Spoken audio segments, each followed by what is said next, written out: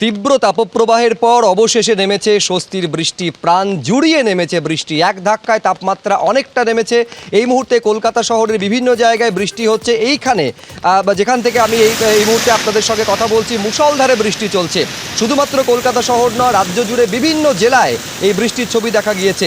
ঝাড়গ্রামে যেমন ছবি দেখা গিয়েছে, বীরভূমেও বৃষ্টিপাতের ছবি দেখা গিয়েছে। শহর কলকাতা দীর্ঘ সময় পর অবশেষে বৃষ্টিতে ভিজেছে।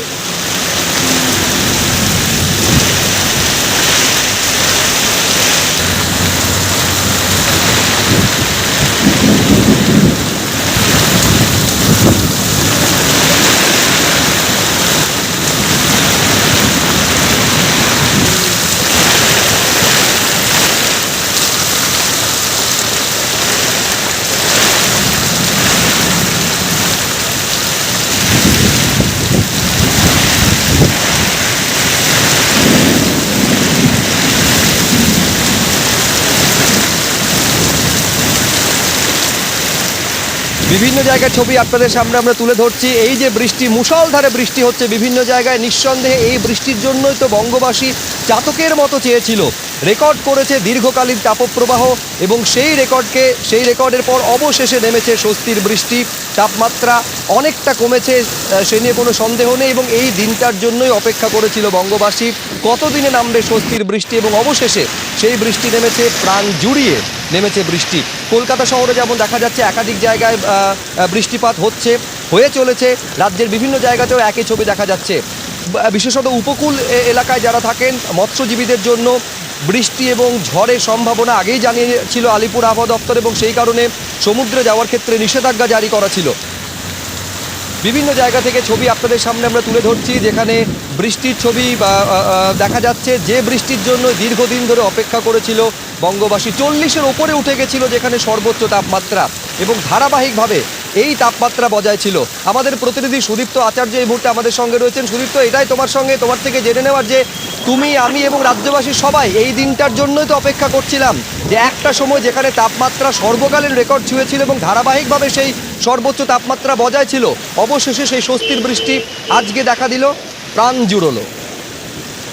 একদমই, শহরবাসী কিন্তু প্রাণ জোড়ালো। আমরা দেখতে পাচ্ছি মধ্য কলকাতার বিভিন্ন জায়গায় কিন্তু কয়েক মিনিট আগে বৃষ্টি শুরু হয়েছে, এবং যে তীব্র দাবদাহ বেশ কয়েকদিন ছিল, তার থেকে স্বস্তির নিঃশ্বাস ফেলল শহরবাসী। যেটা আবহাওয়া দপ্তর থেকে জানানো হচ্ছে যে ঝাড়খণ্ডে একটা ঘূর্ণাবর্ত তৈরি হয়েছিল, এবং সেই কারণে একটি নিম্নচাপ অক্ষরেখার তৈরি হওয়ার ফলে, যেটা ঝাড়খণ্ড থেকে মধ্যপ্রদেশ পর্যন্ত বিস্তৃত ছিল, সেই অক্ষরেখার জন্য, নিম্নচাপ অক্ষরেখার জন্য কিন্তু পশ্চিমবঙ্গের বিভিন্ন জায়গায় বৃষ্টি হওয়ার সম্ভাবনা ছিল। আজকে যেরকম 24 পরগনা, নদিয়া, মুর্শিদাবাদ, বীরভূম প্রভৃতি জেলায় বৃষ্টিপাতের সম্ভাবনা ছিল। তুমি আমাদের সঙ্গে থাকো, আমরা এই একেবারে বৃষ্টি ভেজা শহর কলকাতার ছবি আপনাদের দেখাচ্ছি। আমরা বারে বারে যে কথা বলছি, যে এই ছবি দেখার জন্যই তো রাজ্যবাসী মুখিয়ে ছিল, যেখানে বৃষ্টি হচ্ছে এবং নাগাড়ে বৃষ্টি হয়ে চলেছে, মুষলধারে বৃষ্টি হচ্ছে। এই বৃষ্টি কতদিনে আসবে, আর কতদিন অপেক্ষা করতে হবে, এই প্রশ্নই বঙ্গবাসী দীর্ঘদিন ধরে তুলছিল, এবং শেষমেশ সেই বৃষ্টির দেখা মিলল, স্বস্তি মিলল, প্রাণ জুড়লো। এবং আমার পেছনে দেখতে পাচ্ছেন যে এতটাই বৃষ্টি হচ্ছে যে সেই বৃষ্টিতে কার্যত সচরাচর দৃশ্যমানতা যতটা থাকে, যে সময় আমরা এখান থেকে আপনাদের সামনে সংবাদ পরিবেশন করি, এখন দৃশ্যমানতা অনেকটা কমে গিয়েছে। ফলে বুঝতে পারছেন যে কি বেগে বৃষ্টি হয়ে চলেছে। এখন এই বৃষ্টি কতক্ষণ স্থায়ী হবে, এই স্বস্তির স্থায়িত্ব কতক্ষণ, নিঃসন্দেহে তা নিয়ে প্রশ্ন উঠতে পারে। কিন্তু আপাত স্বস্তি তো বটেই। যে গলদঘর্ম পরিস্থিতি, যে প্রতি মুহূর্তে কার্যত একটা দুর্বিষহ পরিস্থিতির মধ্যে আমাদের যেতে হচ্ছিল, সেখান থেকে আপাতত নিষ্কৃতি, আপাতত মুক্তি মিলল। আমাদের প্রতিনিধিরা এই মুহূর্তে সরাসরি রয়েছেন আমাদের সঙ্গে। আমি আবার কথা বলবো আমাদের প্রতিনিধি সুদীপ্ত আচার্যের সঙ্গে। সুদীপ্ত, আমি যখন তোমার সঙ্গে কথা বলছি, মেঘ ডাকছে, মেঘের গর্জনের কথা শুনতে পাচ্ছি। কোথাও যেন সেই গর্জন আজকে সুরেলা মনে হচ্ছে। একদমই, কবির ভাষায় বলতে গেলে জানি ঝঞ্ঝারও বেশে দেবে দেখা তুমি এসে। শহরবাসী কিন্তু যার প্রতীক্ষা করছিল সেই ঝড় বা বৃষ্টি, তার দেখা পেল অবশেষে। মিনিট কয়েক আগে কলকাতার বিভিন্ন জায়গায় বৃষ্টি শুরু হয়েছে। আমরা সেই ছবি দেখাচ্ছি পার্ক স্ট্রিটের সামনে থেকে। অফিস ফেরতা মানুষ রয়েছেন, কারুর কাছে ছাতা রয়েছে, কারুর কাছে ছাতা নেই, তবুও তারা কিন্তু এই বৃষ্টিকে স্বাগত জানাচ্ছেন। এবং যেটা আবহাওয়া দপ্তর থেকে বলা হচ্ছে যে শুধুমাত্র কলকাতা না, পশ্চিমবঙ্গের গাঙ্গেয় পশ্চিমবঙ্গের বিভিন্ন জেলায় 24 পরগনা, নদিয়া, মুর্শিদাবাদ, বীরভূম, পূর্ব বর্ধমান প্রভৃতি জায়গায় কিন্তু আজকে সন্ধ্যে থেকে ঝড় বৃষ্টির সম্ভাবনা।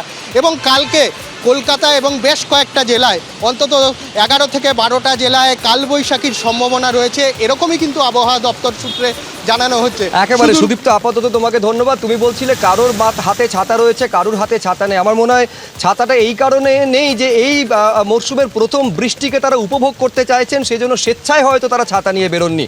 কিন্তু বৃষ্টি নিঃসন্দেহে এই তীব্র গরম, তীব্র তাপদাহ থেকে, তীব্র তাপপ্রবাহ থেকে মুক্তি দিয়েছে, একটা স্বস্তি বয়ে নিয়ে এসেছে।